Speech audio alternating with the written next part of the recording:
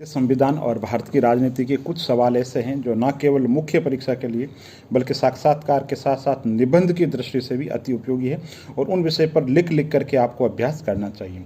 तो भारत के संविधान का जो विकास है वो कैसे हुआ, आपको अच्छे तरीके से आना चाहिए, और संविधानवाद में क्या अंतर है ये अच्छे तरीके से आना चाहिए।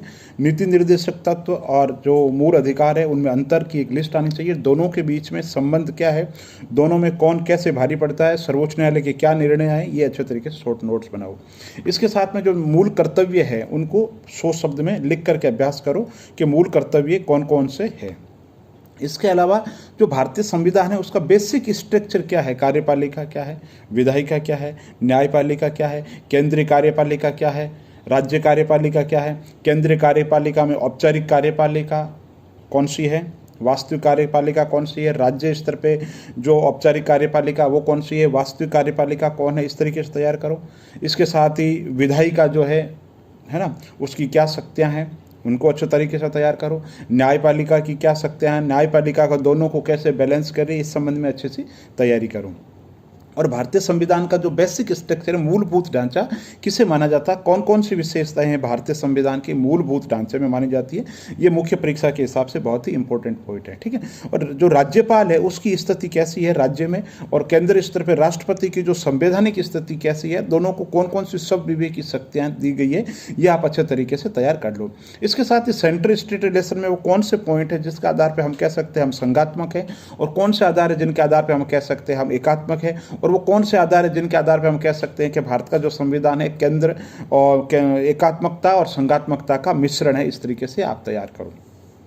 इसके अलावा रिसेंट ट्रेंड क्या है, इंडियन जो फेडरलिज्म है, भारत का जो संघवाद है, वर्तमान संदर्भ में नीति आयोग की क्या भूमिका है, वो बहुत अच्छे तरीके से तैयार करो। ठीक है। इसके अलावा जो पंचायती राज है उनकी क्या भूमिका है, क्या फेल्योर है, उनकी क्या सफलताएं हैं, क्या सुधार होने चाहिए, ये निबंध की दृष्टि से भी है और हर दृष्टि से उपयोगी है। ठीक है। इसके अलावा इलेक्शन कमीशन, भारत में जो इलेक्शन कमीशन है उसके काम क्या है, और भारत की जो राजनीतिक व्यवस्था में जो निर्वाचन में जो सुधार होने चाहिए, तो समय समय पे जो कमेटियां बनी उन कमेटियों ने क्या कहा, कौन से सुधार होने चाहिए, आने चाहिए। पॉलिटिकल पार्टीज अच्छे तरीके से आने चाहिए। मिलीजुली जो सरकार है उनका क्या फ्यूचर है, क्या स्थिति आना चाहिए। और राजनीति का जो अपराधीकरण बढ़ता जा रहा है, क्यों बढ़ता जा रहा है, क्या कारण है। भारत की राजनीति के अंदर इलेक्शन वोटिंग बिहेवियर यानी कि मतदान को जो प्रभावित करते हैं, कास्ट क्लास जो विभिन्न फैक्टर है उनके बारे में अच्छे तरीके से तैयार करो।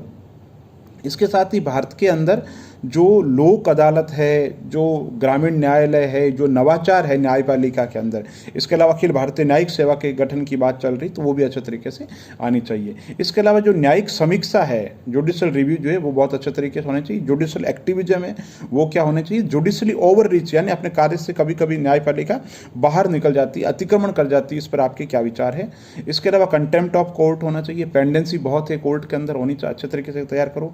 और जो ई प्रशासन है, ई प्रशासन, चाहे किसी स्टेट की तैयारी कर रहे हो आप, ई प्रशासन बहुत इंपॉर्टेंट है और उसका क्या योगदान है, सरकार क्या कर रही है उसके लिए।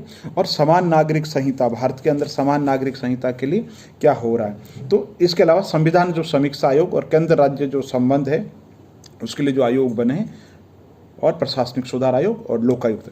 तो ये ऐसे टॉपिक है जो हर परीक्षा की दृष्टि से मुख्य परीक्षा के लिए भी उपयोगी है और साक्षात्कार के लिए और प्रारंभिक परीक्षा भी अच्छे फैक्चुअल जो क्वेश्चन यहाँ से पूछे जाते हैं। बहुत बहुत धन्यवाद।